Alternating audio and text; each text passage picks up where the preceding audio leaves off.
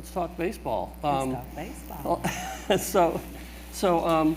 When we were driving in from day one, team was arriving in Houston, we drove past Minute Maid Park, and I thought, wow, I wonder if our first speaker, Paula, actually works there, and it turns out you do. I do. Which is amazing, and we could talk about more of that later, but I wanted to talk about the thing that's happening right now, at least to mention it, which is we don't have you here to talk about labor relations, but we're hoping that there's a baseball season soon. So do you agree with that comment? I agree with that comment. The owners are meeting right now, and we feel sure that we will play ball.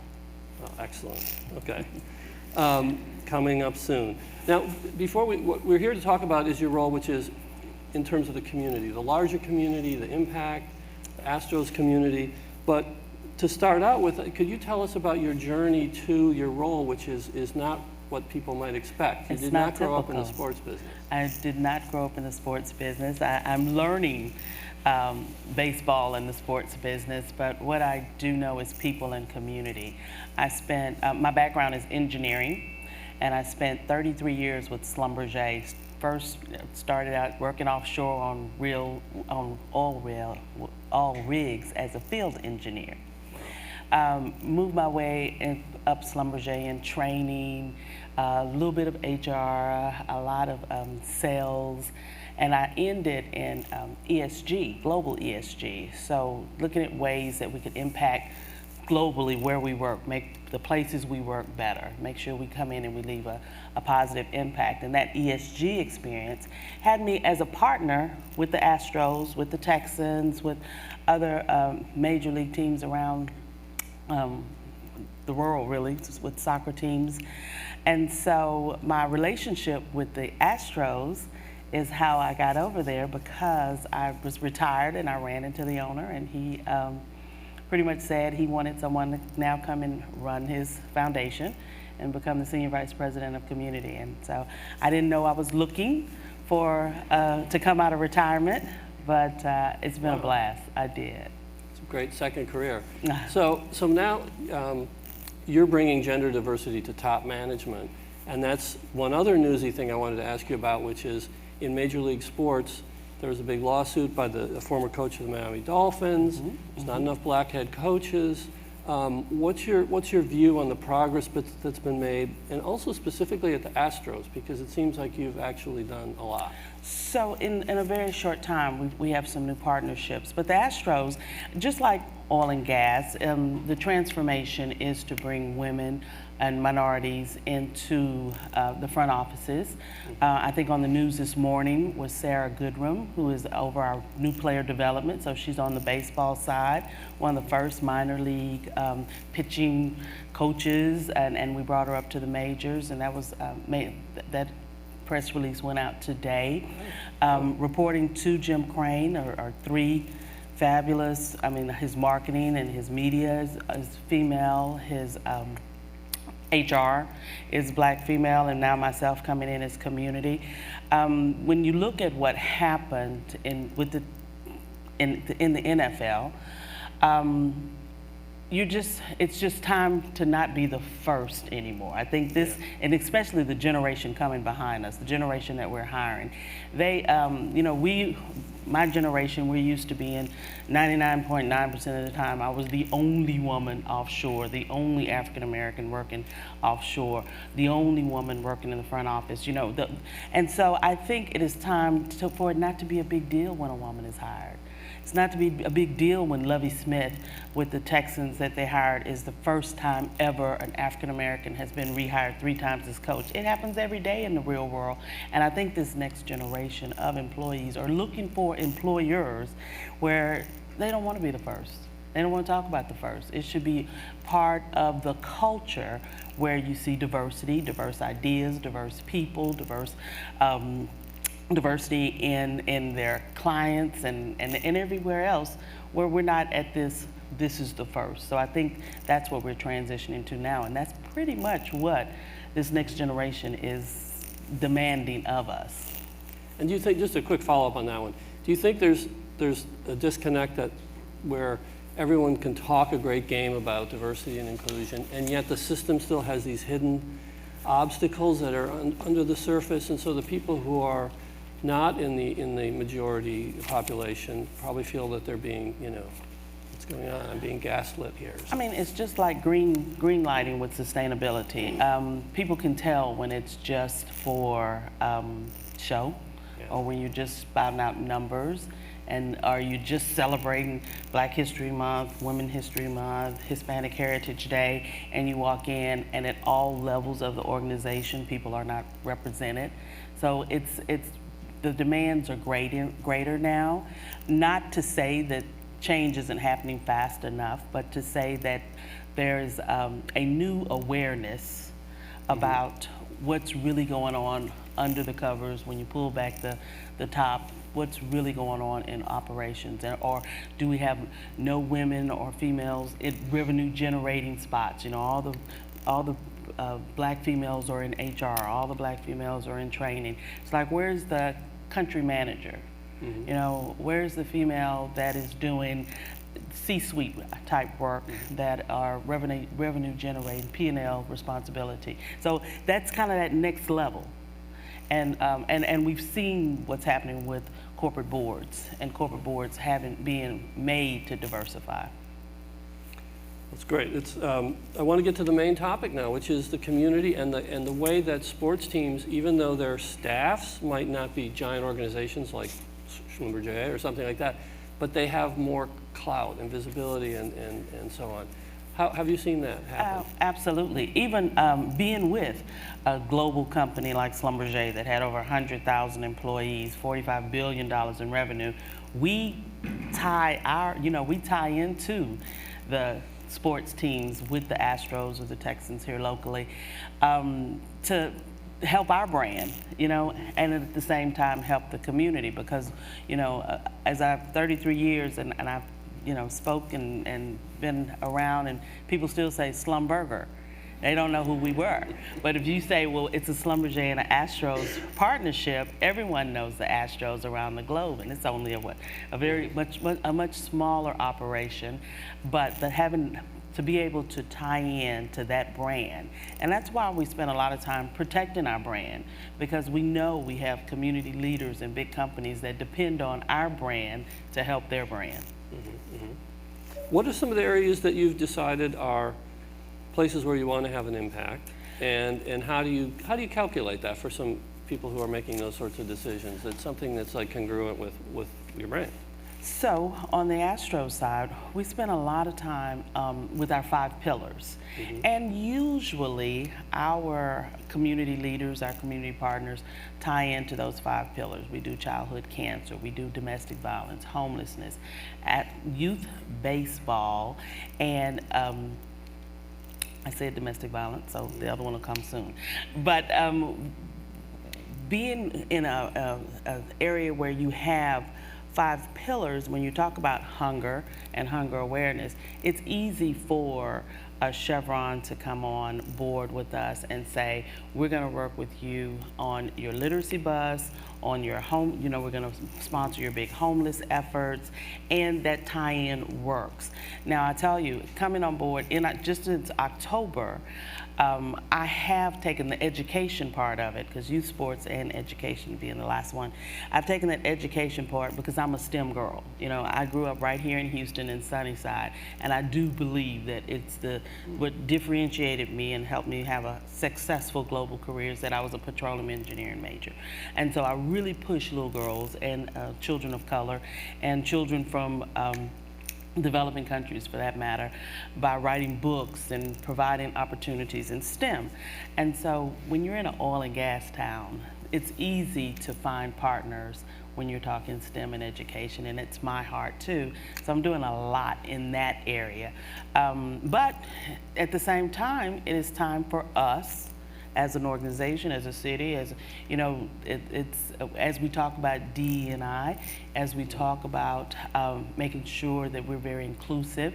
I just did a big $500,000 grant to Texas Southern University. It was the first time ever the Astros has partnered with an HBCU, and that partnership includes their sports management, it includes fellowships where the kids come and spend time with the Astros summer and year round, and it includes scholarships. So making sure that you're doing the right thing by the community, making sure that you are aligned with what your corporate sponsors want, and at the same time, making sure that you're being impactful. How many, how much, how fast, all of the usual tangible that we want to see, results that we want to see.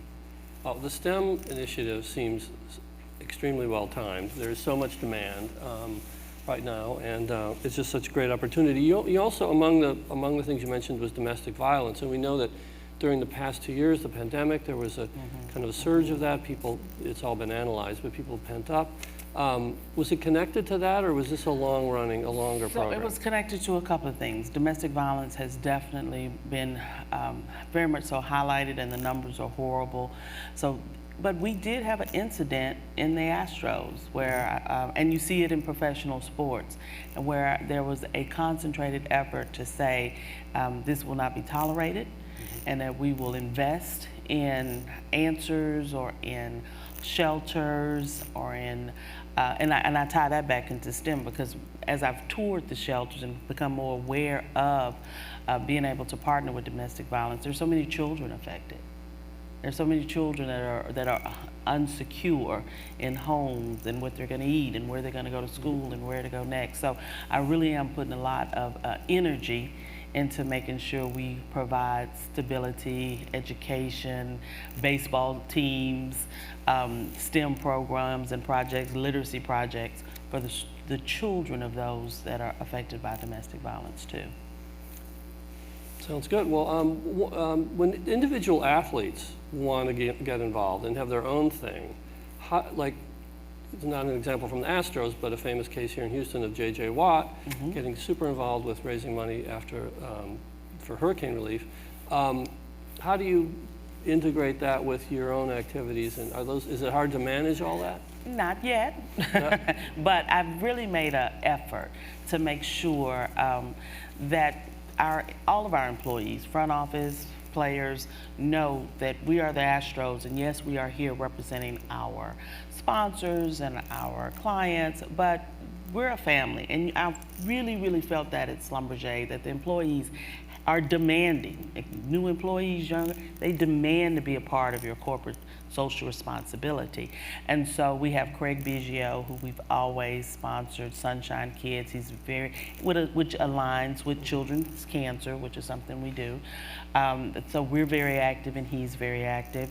Dusty Baker is big on homelessness. So we also just gave a nice sized grant to Covenant House to align his interests. I have players and coaches all of the time reach out, and we try to make the alignment and the gift based on how well it aligns. But yes, we want not only that, the people in our ticket office, or people that work for our analytics, or anyone to say, I'm part of the Astros family, and this is something I truly believe in, and to see how we can make that connection.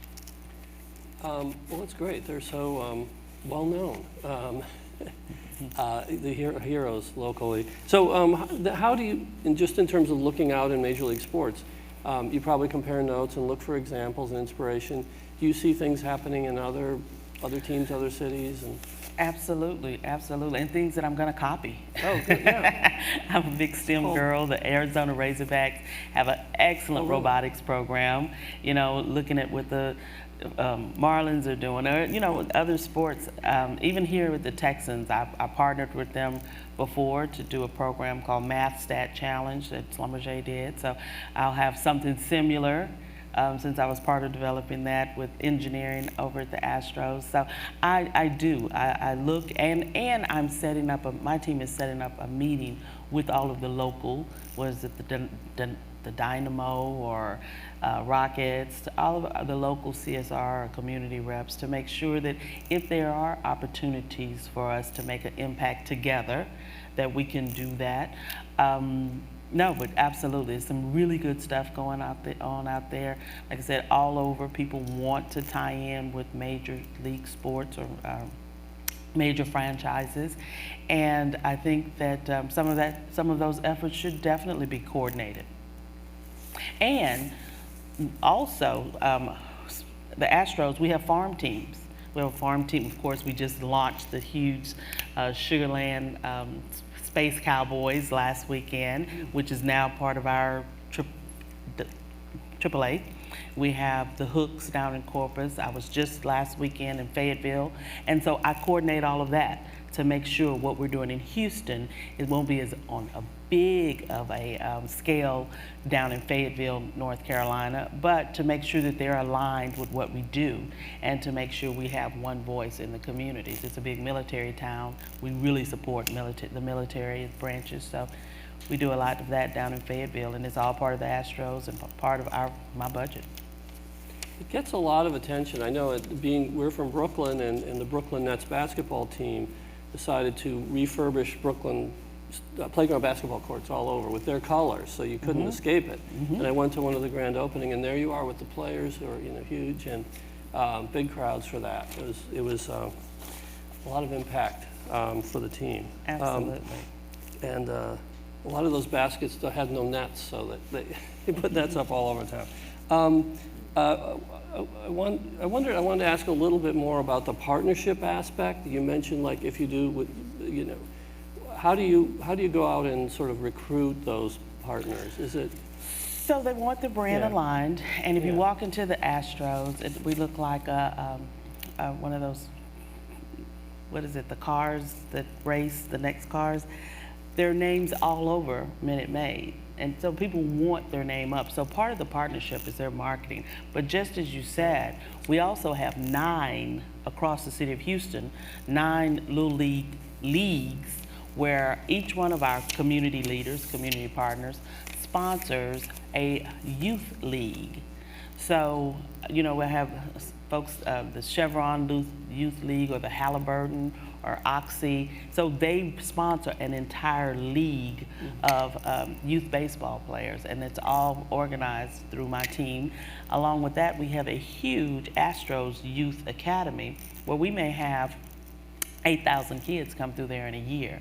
And it's, reviving baseball in inner city is a big project of the MLB. And so investing in the city's after school program and teaching baseball, with the Y, with the girls and boys clubs. And you're exactly right. Everyone is an Astro. Everyone wearing Astros shirts and it's a lot of branding. A lot of branding and a lot of really good funding put into kids in our community. What about employees? It's a win-win. In terms of volunteering and just getting involved, what do you have them do or encourage them to do, and what effect does that have on recruitment and engagement and all those things that we're talking about so much these days? No, we get our employees engaged in our youth academy. One thing that I found out, I worked for a technical company before, so it's full of young engineers. Well, sports franchises are full of young athletes, whether they're doing the accounting, whether they're doing the ticket sales. They all played college basketball, baseball, volleyball. So I found that I have a lot of young athletes. And so when I have the audience of so many hundreds of athletes at our youth academies, the best thing that I can do is bring these guys, these younger employees, out in front of them. So I put together this speaker series where they see kids who were in their shoes playing, youth baseball, basketball, or whatever, high school, 5-7 years ago, unlike myself, was 50 years ago, and they come and talk to them and tell them their journey and how they got to work for Major League Baseball team. So that's been really, really well, along with out coaching, along with out volunteering with our community leaders, our leagues around the city. But at the same time, we do have a large volunteer corps. People who just want to be associated with our brand. I have 4,000 people sign up to be part of the Astros volunteer corps. So on any given day, I have volunteers out at the Houston Food Bank, out at Project Cure, out at the Sunshine Kids, out at Covenant House, just people who are retired, people who are on their day off, they're just volunteering for us. So last year we had 19,000 volunteer hours of making impact in the city, people who are part of it, and they win things like caps and jerseys, and we provide lunches, and they get to spend a lot of time at the ballpark. And so people who want to align with us, we have a big volunteer corps and have them out in the community. So you must have somebody who's in charge of coordinating all that, right? I do have someone on my team in charge of coordinating all of that. And they mobile, and then somebody puts in like, I need help, and then they call you. And we have it all online so that we can keep track of their hours, and we can, tell our story on how impactful it is. But absolutely. And with, I guess I worked in CSR, and Schlumberger employees always want to spend a day, but it was really amazing to me to see people come in day after day and volunteer for the Astros. But I have hundreds and hundreds that do it on a regular basis, and they become fond of one organization and they go there. It's amazing, and it's very impactful. So my next step, of course, being around kids, is I have the same person for the summer organizing a junior volunteer corps. And of course, when you have high schoolers, they need those hours, their employees, kids, or siblings, and or baseball teams. I want them to reach out to local baseball teams and student councils and National Honor Societies and say, affiliate with us, and we will have opportunities for you to do good in the community, feel good about it, and of course, win-win, get your volunteer hours for college. I know what that's all about too. Yeah. Yes, it's great for your applications and all that, and it's something that it gets someone's attention on their application, and Absolutely. and they don't have to go do some exotic thing and far away. I want to ask you, speaking of youth, so youth sports, super important to get kids involved. Baseball is such a wholesome game, but kids are distracted with all things digital these days. You must be making a lot of effort to So our youth academy and our leagues, and they're tough. They're tough after COVID. It's tough to get people back.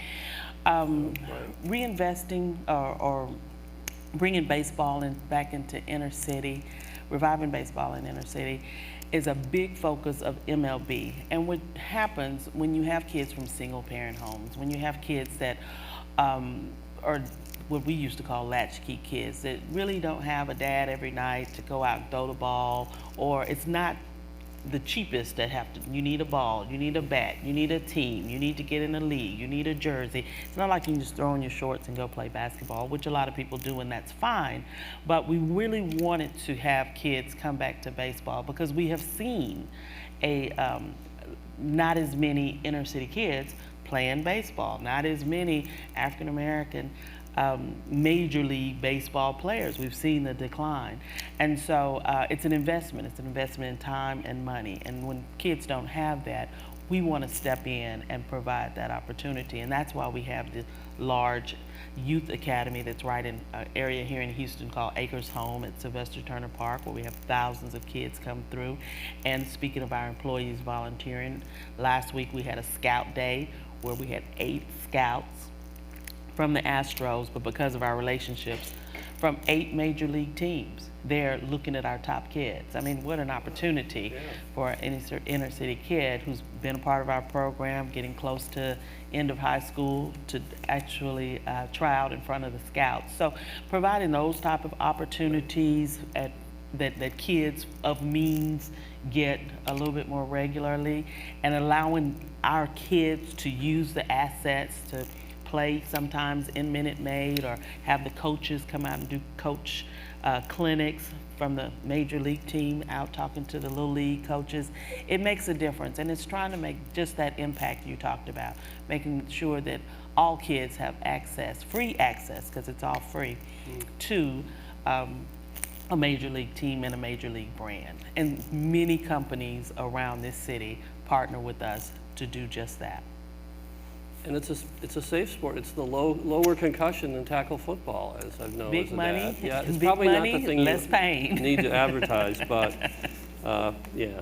Well, I wanted. So as I said at the beginning, you have an unusual place to work. So what's it like? It's amazing. I mean, my first couple of days, I walked from where I parked my car in the garage to my office, and I actually walked through Minute Maid. So I'd be FaceTiming my dad, saying, "Can you believe this? This is where I work. This is my job."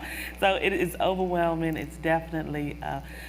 I thank God every day of having this opportunity to have fun. I'm in a different space in my career because I'm not trying to be the next CEO or get back in the C-suite. I'm in a good place. I'm nicely retired. I am serving on some corporate boards, and this is a fun Wow. opportunity. And they went to the World Series a couple of weeks after I was hired, and somebody came and fitted me for a ring last week. I couldn't believe that. I'm like, "You're really? I just started. You're gonna give me a ring?" You're serious? Oh, that's No, nice. the ACLS Oh, has a ring. ALCS oh, has the a ring. championship series. Wow. A championship Oh my ring. God. And That's like instant gratification or somebody something. told me, right? I won the retiree lottery. Yeah. Wow. Well, congratulations. Thanks. It was great talking with you. Thanks so much, Paul. That was easy. Thank you, and thank you all for participating.